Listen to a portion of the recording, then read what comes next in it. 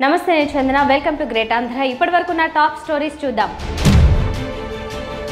Jagan CM గా మరోసారి ప్రమాణం అక్కడే ఉండిలో ప్యాకేజీతో సరిపెట్టారట ఎన్నికల్లో విజయం సాధించినంత సంబరం రాజధాని నినాదం వర్కౌట్ అవుతుందా నిర్మాతలకు జనసేన మొహమాటం ముఖ్యమంత్రి వైఎస్ జగన్ రెండవసారి వరుసగా అధికారంలోకి రానున్నారు అని వైసీపీ నేతలు ధీమా వ్యక్తం చేస్తున్నారు. ఈసారి బంపర్ మెజారిటీతో జగన్ ప్రభుత్వం ఏర్పాటు అవుతుందని వారు చెప్తున్నారు. వైసీపీ సీనియర్ మంత్రి బొత్స సత్యనారాయణ సీఎం ఎక్కడి నుంచి ప్రమాణం చేస్తారు అన్న దాని మీద కూడా సంచలన ప్రకటన చేశారు. ఏపీలో మరోసారి వైసీపీ ప్రభుత్వం అధికారంలోకి రానుందని ఆయన జోస్యం చెప్పారు. ప్రజలు జగన్ ప్రభుత్వాన్ని బలంగా కోరుకుంటున్నారని అన్నారు. జూన్ 4న ఫలితాలు వచ్చిన తర్వాత విశాఖలోనే జగన్ ముఖ్యమంత్రిగా రెండవసారి ప్రమాణం చేస్తారు అని ఆయన చెప్పారు. విశాఖ సహా ఉత్తరాంధ్ర అభివృద్ధి విషయంలో చంద్రబాబుకు ఎలాంటి చిత్తశుద్ధి లేదని ఆయన విమర్శించారు. జగన్ సీఎం అయ్యాకనే విశాఖ అభివృద్ధి సాధ్యపడిందని అన్నారు. రెండవసారి తమ ప్రభుత్వం రాగానే విశాఖ మెట్రో రైలు ప్రాజెక్ట్ పట్టాలెక్కడం ఖాయమని ఆయన కీలక ప్రకటన చేశారు. ఈ మేరకు ప్రణాళికలు సిద్ధమవుతున్నాయని ఆయన అన్నారు. విశాఖ విషయంలో తమ ప్రభుత్వం ఇచ్చిన హామీలు అన్ని తప్పకుండా నెరవేరుస్తామని ఆయన చెప్పారు. టీడీపీకి అమరావతి మాత్రమే ముఖ్యమని, అక్కడ కేవలం టీడీపీ వారి కోసమే ఆ ప్రాంతాన్ని తెరపైకి తీసుకుని వచ్చారని బొత్స విమర్శించారు. విశాఖ రాజధానిగా చేస్తామని జగన్ ఎప్పుడో ప్రకటించారని, అవన్నీ నెరవేరడానికి రెండవసారి జగన్ అధికారంలోకి రావాల్సిన అవసరం ఉందని అన్నారు. ముఖ్యమంత్రి జగన్మోహన్ రెడ్డి గారు మాట తప్పని మనిషిని ఇక్కడ కూర్చున్న పత్రికా సోదరులకే కాదు రాష్ట్ర ప్రజలందరికీ కూడా తెలుసు. దేవుడి దయ వల్ల రాష్ట్ర ప్రజల సహకారంతో వాళ్ళు అభిమానంతో మళ్ళీ నేను అధికారంలోకి వస్తున్నాం. అధికారం వస్తే వచ్చిన వెంటనే ప్రమాణ స్వీకారం విశాఖపట్నంలోనే చేస్తాను. ఇది నా మాట. దీన్ని ఎగ్జిక్యూటివ్ క్యాపిటల్గా తీర్చిదిద్దడమే కాకుండా అన్ని మౌలిక సదుపాయాలు కల్పించి ఒక హబ్గా తయారు చేస్తాను దీన్ని అని ఆ రోజు మాట చెప్పారు. ఏదో ఒక వాళ్ళ అవినీతి కోసం, వాళ్ళు దోపిడీ కోసం అమరావతి అనేది ముందుకు తీసుకొచ్చి ఏ రకంగా చేశారో రాష్ట్ర ప్రజలందరికీ కూడా తెలుసు. విశాఖ స్టీల్ ప్లాంట్ని మా స్టాండ్ ఏదైతే ప్రైవేటీకరణ చేస్తారో దానికి మేము వ్యతిరేకం.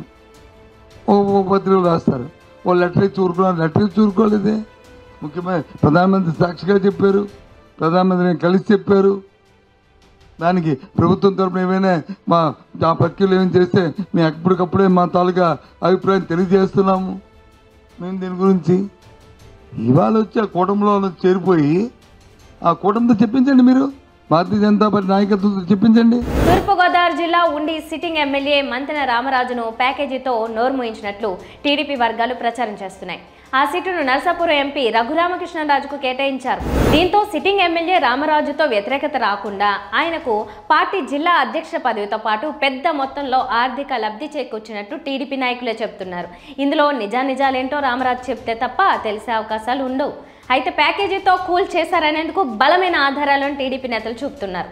ఉండి సీటును తనకు ప్రకటించి ఆ తర్వాత రఘురామకృష్ణరాజుకి ఇస్తున్న నోరు మెదకపోవడాన్ని ప్రత్యేకంగా చెప్పడం విశేషం. ఏ లాభం లేకపోతే రామరాజు మీడియాకెక్కి రచ్చరచ్చ చేసి ఉండేవారని చెప్తున్నారు. ఉండి సీటును రఘురామకు ఇస్తారని మొదట్లో ప్రచారం జరిగినప్పుడు రామరాజుతో పాటు ఆయన అనుచరులు పెద్ద ఎత్తున ఆందోళనలు నిర్వహించారు. 1-2 సార్లు రామరాజు తన వాళ్లతో ఆత్మీయ సమావేశాలు నిర్వహించి భావోద్వేగాన్ని పండించారు. అనుచరులంతా బరిలో ఉండాల్సిందే అని స్పష్టం చేశారు. రామరాజు కూడా పోటీలో ఉంటానని తేల్చి చెప్పారు. గత 2-3 రోజులుగా రామరాజుతో టీడీపీ ముఖ్య నేతలు చర్చించినట్లు సమాచారం. తమ నమ్మకాన్ని, అభిమానాన్ని రఘురామకృష్ణరాజుకు రామరాజు తాకట్టు పెట్టి భారీ మొత్తంలో సొమ్ము చేసుకున్నారనే అభిమానులు తీవ్ర విమర్శలు చేస్తున్నారు. బీఫామ్ సాధించిన బీజేపీ నాయకుడు భూపతిరాజు శ్రీనివాస్ వర్మ ఎన్నికల్లో విజయం సాధించినంతగా సంబరపడుతున్నారు. పశ్చిమ గోదావరి జిల్లా నరసాపురం లోక్సభ సీటుపై అనేక రకాల ప్రచారాలు జరిగాయి. ఈ సీటును సిట్టింగ్ ఎంపీ రఘురామకృష్ణరాజు ఆశించారు. పొత్తులో భాగంగా ఆ సీటు బీజేపీకి కేటాయించారు. నరసాపురం నుంచి మరోసారి తానే పోటీ చేస్తున్న తాడేపల్లిగూడెంలో నిర్వహించిన జనసేన టీడీపీ సభలో రఘురామకృష్ణరాజు తనకు తానే ప్రకటించుకున్నారు. ఢిల్లీ వేదికగా రాజకీయాలు నడిపే రఘురామకు ఏదైనా స్పష్టమైన హామీ లభించిందేమో అని అంతా అనుకున్నారు. నరసాపురం సీటును బీజేపీకి కేటాయించడంతో ఆ పార్టీ తరపున టికెట్ దక్కించుకునేందుకు ప్రయత్నించారు. అసలు బీజేపీ ప్రాథమిక సభ్యత్వం కూడా లేని ఆయన నర్సాపురం సీటు కోసం లాబింగ్ చేశారు. టికెట్ సాధించేంత పలుకుబడి ఆయనకు ఉంది. ఇదిగో నేడో రేపో నర్సాపురం లోక్సభ అభ్యర్థిగా రఘురామన్ ప్రకటిస్తారని కూడా చెప్పారు. వాళ్ళిద్దరు ఎదురుగుండానే చెప్తున్నా, మళ్ళీ నర్సాపురంలో ఇదే కూటమి నుంచి నేను పోటీ చేస్తున్నా. ఇంతకంటే పెద్ద సభ మళ్ళీ వారిద్దరి సమక్షంలోనే అప్పుడు నేను కండక్ట్ చేస్తా. ఇప్పుడు నేను వెనకాల ఉన్నా, అప్పుడు నేను ముందుంటా, నేను కండక్ట్ చేస్తా. ఎందుకంటే ఇప్పుడు నేను ఏ పార్టీలో లేను కాబట్టి వెనకాల ఉన్నా.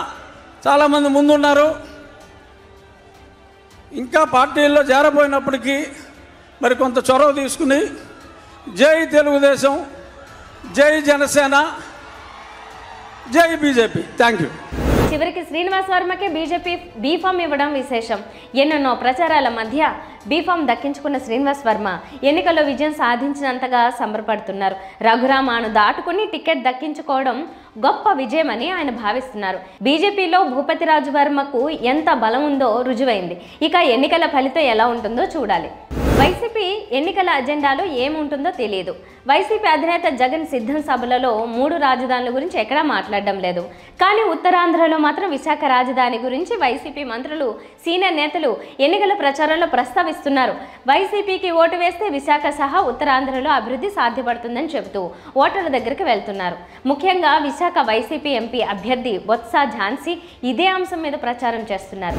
విశాఖ విజన్ అన్నది నెరవేరాలంటే రాజధాని రావాలని అంటున్నారు. ఉత్తరాంధ్ర మీద, విశాఖ మీద ఇప్పటిదాకా ముఖ్యమంత్రి జగన్ తప్ప చంద్రబాబు ఏ రోజు దృష్టి పెట్టలేదని సీనియర్ మంత్రి బొత్స సత్యనారాయణ అంటున్నారు. చంద్రబాబుకి ఎంతసేపు అమరావతి ఆరాటమే తప్ప ఉత్తరాంధ్ర మీద శ్రద్ధ లేదని ఆయన విమర్శిస్తున్నారు. ఇదే మాటను మరో సీనియర్ మంత్రి ధర్మాన ప్రసాదరావు అంటున్నారు.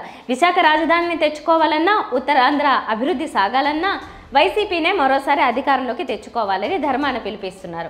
ఇంకో మంత్రి సీదరి అప్పలరాజు కూడా విశాఖ రాజధాని నినాదాన్ని అందుకుంటున్నారు. భీమిలి వైసీపీ ఎమ్మెల్యే అభ్యర్థి అవంతి శ్రీనివాస్ మరో అడుగు ముందుకేసి వైసీపీ నెగ్గితే విశాఖ రాజధాని అవుతుందని, జగన్ పరిపాలన జూన్ నుంచి విశాఖ నుంచి స్టార్ట్ చేస్తారు అని చెబుతున్నారు. విశాఖ రాజధాని గురించి ఇలా వైసీపీ నేతలు అంతా చెబుతున్నారు. జనాలు ఎలా రిసీవ్ చేసుకుంటారు అన్నది చూడాల్సి ఉంది. ఒకవేళ జనంలో అంతర్లీనంగా రాజధాని సెంటిమెంట్ కనుక బలంగా ఉంటే వైసీపీకే పట్టం కడతారని అంటున్నారు. నిర్మాతలను హీరోలు చాలా స్మూత్గా వాడేస్తారు.